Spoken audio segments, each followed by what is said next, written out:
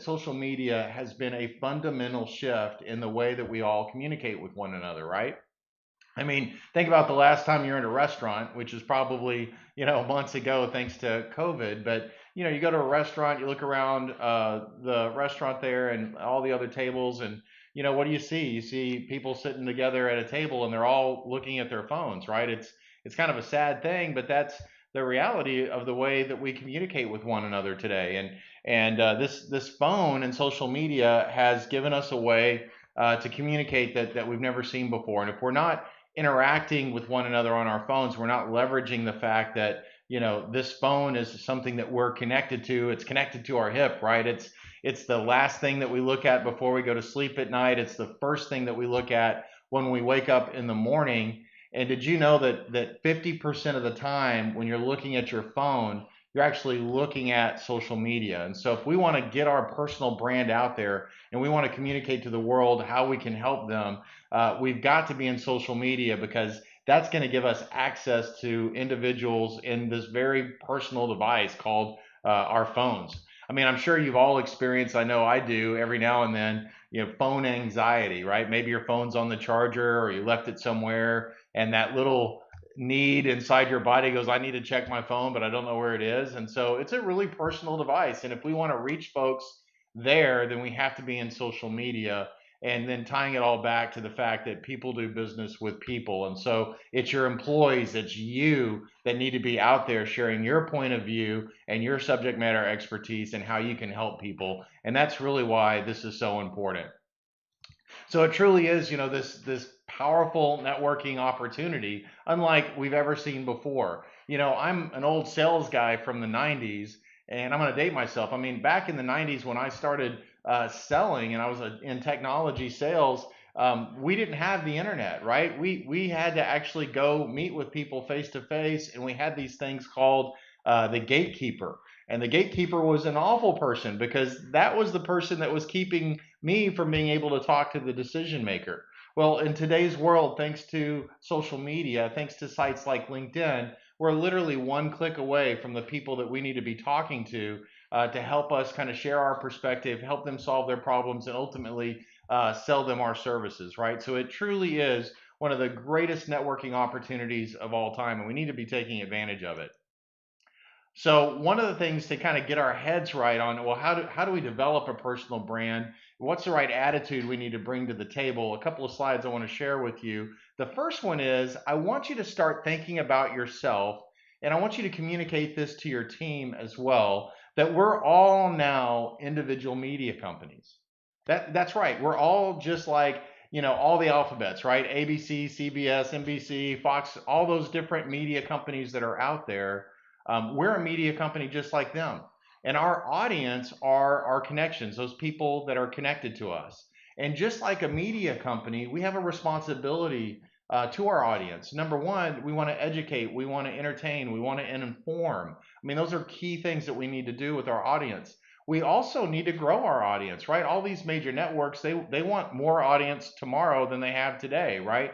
And so as we're thinking about how do we engage in personal branding, start thinking about yourself as your own media company. And those folks that are connected to you, they're interested in what you have to say, and it's your job to entertain, educate, and inform them. I also want you to start thinking about yourself as a social media concierge. And if you've been following me for any length of time, I know you've heard me say that before, because it truly is, I think, the right concept and the right idea for how do we think about our role in this world of social media. And when you think about what a concierge does, they're at a hotel, and first of all, their job isn't to sell us anything, right? Their job's not to make a commission or make a sale. Their job is to make sure that we have a great time in the town that we're staying or visiting in, also a great time in the hotel that we're staying in. They're also there to answer questions for us, right? They're there to tell us where our meeting is, or where the pool or the gym is, right? Or even, hey, where is the best Chinese food within walking distance? That's what a concierge does. And so I want you to start thinking about, how can you be a social media concierge? And when you interact with somebody that's interested in your industry, you're there to help them have a great time in your industry. So you answer questions, you point them in the right direction, Sometimes you're pointing them to your products and services, and that's awesome. Sometimes you're sending them down the road to another individual, another connection that might be better suited to meet their needs. Another way that I refer to this sometimes is I want you to think about yourself as a professional introducer, right? You're out there growing your audience because you're this media company and you're meeting new people and you're learning about them and they have needs, wants, desires, and you're going to introduce them to other people or other things within your network that can help them meet those needs, wants, or desires. And so it's really important that we have that attitude when we're thinking about personal branding. So here's some prerequisites that you need to think about as you begin down this path of, hey, I want to improve my personal brand online. And there's a few things that we want you to do. And step one is just go check yourself out in social media. I mean, go to your LinkedIn profile. If you have a Twitter account, go check you out on Twitter, on Instagram, wherever you're selling or sharing business content. Go take a look at your profile and ask yourself the question, would I do business with myself? Does your LinkedIn profile look like a resource for somebody that lands on that profile? Or does it look like you're trying to find your next job, right? We don't want to look like we're trying to find our next job. We want to look like a social media concierge, somebody that's there to help them. We also need to have a plan. Personal branding isn't going to happen by accident. It's going to happen because we have a plan, which means we need to block off time each week and we need to think about the connections that we want to reach out to and engage with. So here's some goals when you think about, well, how do I measure or what really should be my end game here as it relates to personal branding, especially in LinkedIn. And number one, you want to be found, right? You want to set up an environment where if somebody's looking for your point of view or somebody's looking for your expertise, then they're going to be able to find you easily, right? On the other side of that coin, though, we also want to find. So we want to be found, but we also want to go out and find those key relationships that we want to build those relationships and nurture those relationships. That would be, prospects and customers and people that might influence new customers. We want to establish trust and subject matter expertise and authority that, we are qualified to answer questions related to this particular topic. Remember, one of the things that we talk about in our course is that marketing is an exercise in memorization. And so a huge part of what we need to do, whether we're marketing or doing personal branding, is to try to create a file inside the mind of our prospect that, hey, this company, this person can help me solve this problem. So at Vindy, it's all about, hey, this is the company, or Paul is the company or the guy that can help me solve digital marketing problems. He's the guy that can help me generate leads through digital media. So you've got to figure out what that is for you, and you've got to, basically communicate over and over and over again that I'm that guy or gal that can help you solve this problem. And then ultimately, because we are talking about B2B here, we want to move relationships and communication and conversations from the digital world to ultimately, the real world, the face-to-face world. So those are kind of our goals as it relates to personal branding. So let's go ahead and take a look at, there's basically 4 key stages to personal branding, and I'm going to touch on each one of these briefly. So step 1 is we've got to make sure that our profiles are optimized for a good customer prospect engagement situation. So as I've mentioned earlier, my LinkedIn profile isn't about finding my next job. My LinkedIn profile is about helping others. And so it's also about talking to others. So number 1, we absolutely want to talk in first person. So, don't have your LinkedIn profile written in third person. Paul Slack does this. Paul Slack is this. No, it's, hey, this is who I am, and this is what I can do for you, and these are the problems that I solve, and this is my history. So be sure that you write it in first person and that you write it really about your customer and what they're trying to accomplish and how you can help them accomplish those things.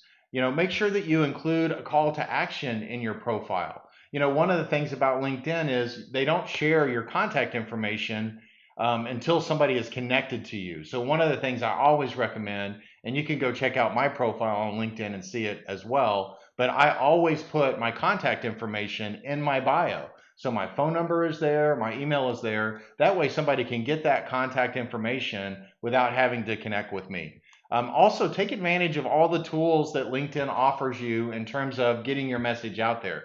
One of my favorites is all the multimedia opportunities that you can, basically connect things like video and PowerPoint slides and PDFs and things like that right on your bio. So be sure to take advantage of all those things. But the key is to really write it in first person and write it value based on how you can help and serve others. Okay, that's stage one, making sure that we've got a good foundation and that our profile is looking right. Stage two is now getting out there and building connections, which is a huge part of personal branding. It goes back to that being a media company, right? If we're going to be a media company, we need an audience. We need people that care about what we're going to say. And so, you need to reach out and connect with a lot of folks. And I personally believe everybody that you meet in the real world is somebody that you want to be connected to in their preferred platform, LinkedIn, Instagram, whatever that case may be. Also, because we are talking about B2B here, it's very important that we have multiple relationships inside of targeted key accounts. Did you know that the average sales rep has like one relationship in a prospective account, but the average B2B company has like 6 to 8 key decision makers within that decision that has to be made, but the sales rep only has one relationship. And so one of the things that you can do is go encourage your sales guys that for all of their prospects, all the folks that are in their pipeline, to make sure that they reach out to, as many as 8 to 10. I know I say 5 deep here, but maybe that's a minimum. Just get multiple relationships within those target accounts. Also, take a look at who's looking at your profile. Based on the level of account that you have with LinkedIn, you'll be able to see a handful of people that are looking at your profile to almost everybody that's looking at your profile. And if you've done a good job of helping people find you, then a lot of people are going to find you, but they may not reach out to you. LinkedIn gives you the ability to see those people that saw your profile. Those are great people to reach out and build a connection with. You can also do searches. LinkedIn is a search engine. There's a pretty powerful search capabilities there where you can search for people that you would like to connect with. I personally take time every single week to go find new connections that are in alignment with my persona. And one of the things that I love about LinkedIn is they make it super easy. I'm wanting to connect with, CMOs, CEOs, VPs of marketing of B2B companies that are 50 plus employees. Well, gosh, LinkedIn makes that super, super easy with their search engine. Another thing that you can do if you're working for a company and your boss is the CEO or there's a senior leadership, go check out who's connected to them.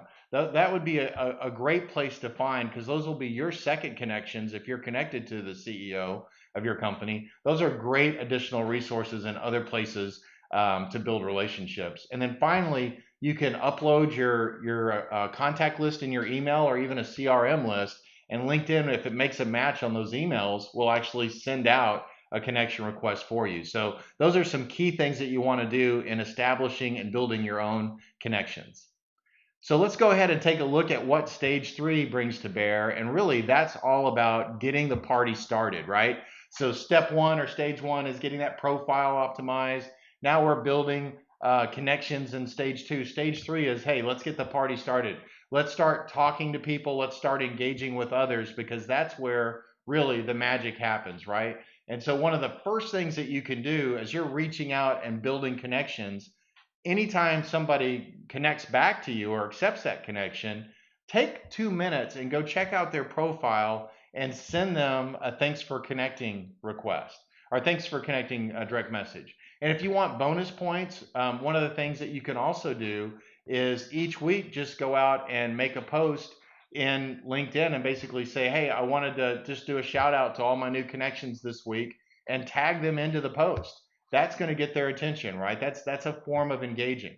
Another thing that you want to be sure to do is go like, share, and comment on other folks' content. So that stuff that's showing up in your news feed when you log into LinkedIn, that's content that's coming up primarily from people that you're following or that are connected to you. And so there's a great opportunity to look through that news feed and like, share, comment on things that you feel like you'd like to connect with, especially if a prospect, somebody you're wanting to do business with, you see one of their posts in there, man, you want to comment on that because you want to stay top of mind with those folks, right? Be sure to avoid what I call premature presentation, right? We want to engage with others. We want to get the party started, but we don't want to come across as a pushy used car salesman, right? That's not at all what we want to do. It's about building relationships. It's about helping people accomplish their goals. And so, it's not, hey, thanks for connecting. Can I sell you something? It's, hey, thanks for connecting. How can I serve you, right? It's serve, serve, serve, sell, as Lisa would say if she were here today. And that's certainly a really important thing to do. So be sure to follow those things. A couple of things else, leverage direct messaging. That's here on the list. That's a great form of email marketing today. In fact, I love direct messaging because, our emails are just getting so full of spam, but direct messaging is a great way to connect with somebody and with a conversation. And what I love about LinkedIn is they have that green dot, right? So when you're logged in, you can see who's logged in as well, and you can start a direct message conversation with them pretty easily. So that works really well. Okay, stage 4 is all about sharing content. So, we've been engaging, but now we want to share our point of view. We want to share content that will be useful and beneficial to our audience.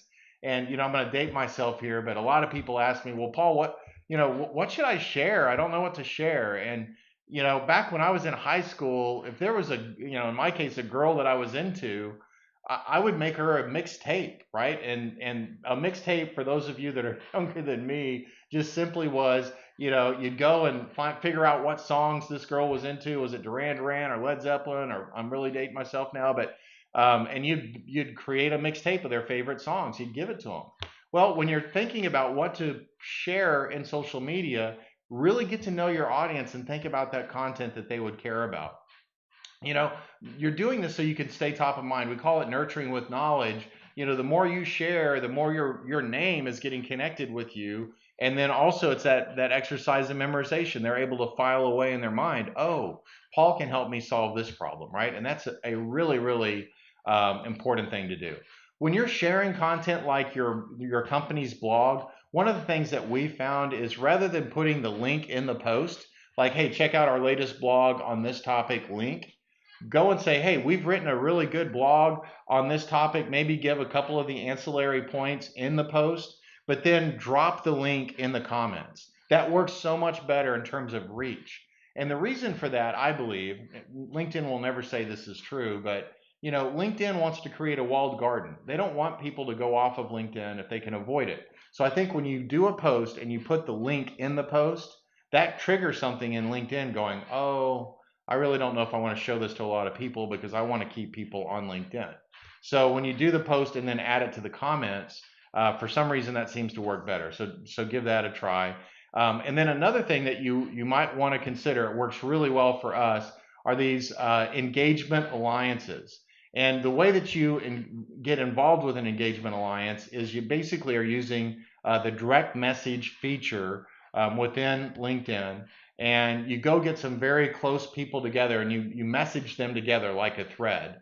And so you just simply go into to the direct message function within LinkedIn. You add people to a message. Once you've added a third person, you can actually give that thread a name. So it's kind of like Slack in that regard. But now all these people are connected, and you basically create this alliance that says, hey, whenever I post something on LinkedIn, I'm going to drop a link in this direct message thread. And I would appreciate it if you guys would click on this link, like, share, and comment on that post. And then when you have something to share, drop it in as well, and I'll go and do the same thing. And so one thing, if you do this engagement alliance, it works really well. There's a couple of key points to understand. One is you want that engagement to happen within the first hour. That makes a huge, huge difference. And then number 2 is you wanna comment primarily. So if somebody's busy and all they can do is drop a like, that's fine. But you really want to encourage people, and you want to do the same thing when you're reciprocating. Drop a comment in there. Hey, thanks, Paul, for sharing that piece. Really great article. I appreciate it. Comments, really trigger the algorithm much better. So just some things to think about there. So those are the 4 key stages that I wanted to walk you through. As I mentioned, a lot of people ask me about, what should I post? Here's just a big list of things that work really well in social media when you're thinking about personal branding. Obviously your subject matter expertise, video content does really well. Native video content does great. Promoting events, sharing slide decks, roundups, best ofs, things like that, that where you're kind of curating and sharing useful information to your audience so they don't have to go find that stuff on their own is great. Company resources like blogs or white papers or case studies, those do really well. Industry specific information, insights that your company might have, explainer content, how to guides, those work extremely well. Things that are going on in the world, we're living in a COVID-19 world right now. How is that impacting your industry or the industry of your customers? Those are all types of things that you can share. Also be entertaining, be funny, share things that will get a laugh. One of the things I try to do is every Monday share something inspirational, and I call it, Motivation Monday. I didn't invent that. I know a lot of people try to do that, but I found that's really effective. It just causes me to think about every Monday, what is something that I can share that will really encourage my audience? So those are just a handful of things that you might consider in what you want to share. And let me land the plane here on, how can you do all of this personal branding, social selling in like 15 minutes a week or less. So here's just a handful of things that we'll use and just wrap up really fast. So number one, take a look at who is looking at your profile and reach out and connect with them. Go log into your news feed, like, comment, share on things that are showing up in your news feed. Check your inbox. Remember that direct message feature is really your email inside of these social platforms, especially LinkedIn. A lot of times that's where your leads are going to be. Number four, share company resources. We talked about that. Number five, send a connection request to folks that you're meeting in the real world. Collect those business cards. Anybody that you're running into. Go out and do some searching inside of LinkedIn. That's number six. And try to connect with 10 new people every week. And then go to LinkedIn groups. I didn't spend a lot of time talking about LinkedIn groups today, but engage in conversation in those LinkedIn groups as well. All of that should take you no more than 10 or 15 minutes a week and will make you, kind of launch you light years ahead of where the rest of the world is when it comes to personal branding.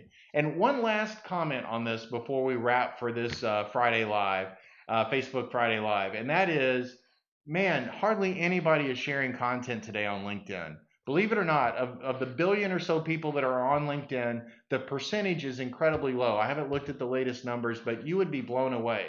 And the reason that that's important is this is the Wild West. If you'll go out and start sharing information on LinkedIn, you have an opportunity for the next 6 months to a year to really stand out above your competition. And I highly encourage you to do that.